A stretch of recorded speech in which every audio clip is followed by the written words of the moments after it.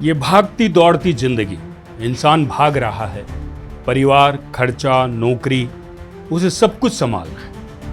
लेकिन इन सब से वे इतना व्यस्त है कि उसके पास अपने आप को संभालने का समय नहीं है। किसी मशीन को लगातार चलाओगे तो क्या होगा? तो खराब हो सकती है। यहाँ तो इंसानी शरीर है, इसे भी तो ब्रेक की जरूरत पड़ती हो।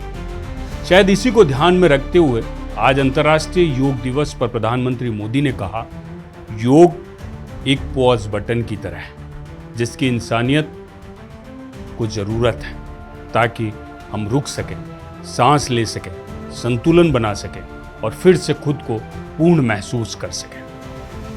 नमस्कार, अपडेट इंडिया पर मैं अतुल एहसास और आप देख रहे हैं हमारी खास पेशकश प्रजातंत्र। दुनिया भर में आज 11वां योग दिवस मनाया जा रहा है। दुनिया भर इस बार की योग की थीम है एक पृथ्वी एक स्वास्थ्य के लिए योग।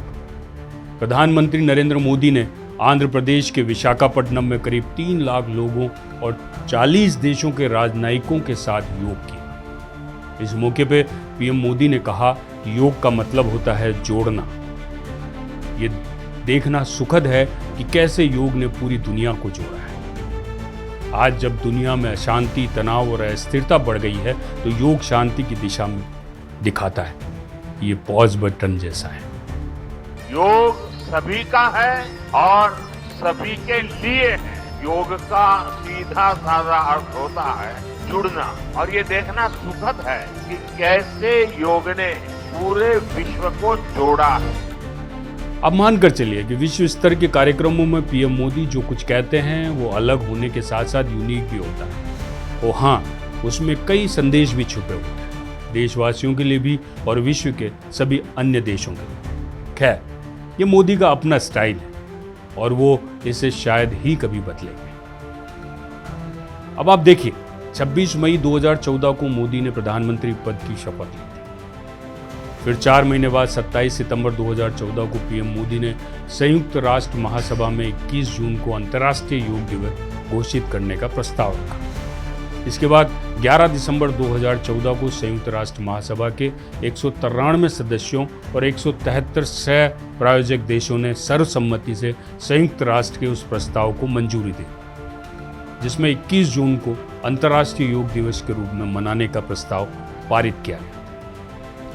पहला अंतर्राष्ट्रीय योग दिवस 21 जून 2015 को प्रधानमंत्री नरेंद्र मोदी की अगुवाई में नई दिल्ली के राजपथ पर आयोजित किया गया था। ये सारी जानकारी आपको है ही, लेकिन आप ये नहीं जानते होंगे कि पीएम मोदी ने इस बार योग दिवस मनाने के लिए विशाखापट्टनम को ही क्यों चुना। पीएम मोदी के साथ आंध्र प्रदेश के मुख्यमंत्री चंद्रबाबू नायडू और उप मुख्यमंत्री पवन कल्याण ने भी योग किया। पीएम मोदी ने योग किया, ये नॉर्मल सी बात है, लेकिन आंध्रा में ही क्यों? वहां तो दूर दूर तक चुनाव भी नहीं है। आंध्र प्रदेश के विशाखापट्टनम आरके बीच यानी कि रामकृष्ण बीच पर हुए योगा समारोह में पीएम मोदी और अन्य नेताओं ने मिलकर योग किया। जिन संत रामकृष्ण के नाम पर इस बीच का नाम पड़ा है, पीएम मोदी उनसे बेहद प्रभावित रहे। कई बार अपने संबोधनों में जब भी पीएम मोदी ने स्वामी विवेकानंद का नाम लिया है तो उनके गुरु स्वामी रामकृष्ण परमहंस का नाम भी लेना कभी नहीं भूला। यही वजह रही कि पीएम मोदी ने इस बार योग के लिए इस स्थान को चुना। ऐसा बाकी नेता मान रहे हैं। लेकिन साहब, कहानी इतनी सीधी नहीं है जितनी देखने में लगती है।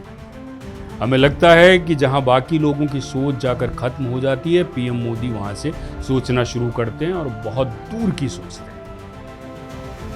और अभी इनकी दूरदृष्टि में एक ही पॉइंट बैठा हुआ नजर आ रहा है और वो है भाजपा नीति, एनडीए की सरकार केंद्र में अपना बाकी का कार्यकाल बिना किसी परेशानी के पूरा करे। न सिर्फ पूरा करे बल्कि सहयोगी दलों से भी संबंधों में और प्रगाढ़ता है और रिश्ते और मजबूत बने। वो इसलिए क्योंकि अब की बार 400 का पार नारा लगाने वाली भाजपा 240 सीटों पर सिमट गई। अगर पूर्ण बहुमत भी आ जाता तो शायद बीजेपी को बाकी दलों को ज्यादा साधने की आवश्यकता नहीं रहती, लेकिन सरकार बचाने के लिए नंबर्स चाहिए होते। 2024 के आम चुनाव में टीडीपी ने 16 सीटें जीती और यही संख्या भारतीय जनता पार्टी की सरकार चलाने के लिए बहुत महत्वपूर्ण रोल निभा रही है। इसके अलावा जेडीयू की 12 सीटें, शिंदे शिवसेना की 7 और लोक जनशक्ति पार्टी रामविलास पासवान की पार्टी के पास 5 सीटें हैं और ये सभी भाजपा नीत एनडीए में हैं। चूंकि भाजपा कोई जोखिम नहीं उठाना चाहती, इसलिए समय समय पर बड़े आयोजनों में सहयोगी दलों को महत्व देकर भाजपा को ये जताना और दर्शाना कंपलसरी हो जाता है। और हाँ, ऐसा कोई कह नहीं रहा, हम मान रहे हैं। 2018 में करीब 9 करोड़ 60 लाख लोगों ने एक साथ जुड़कर योग दिवस मनाया था। वहीं 2024 में दुनिया भर में 24.5 करोड़ से ज्यादा लोग योग उत्सव में शामिल हुए। यहाँ ये भी बताना चाहेंगे कि उड़ीसा के गोटुपुआ नृत्य में भी योग की झलक साफ देखने को मिलती है। आप देख रहे हो, ऐसा लग रहा है मानो नृत्य नहीं, योग की कई मुद्राएं या क्रियाएं की जा रही हैं। यहाँ ये कहना भी गलत नहीं होगा कि योग और गोटुपुआ डांस एक दूसरे के पूरक है। दुनिया को शून्य भारत ने दिया, तभी चांद पर जाना संभव हो पाया।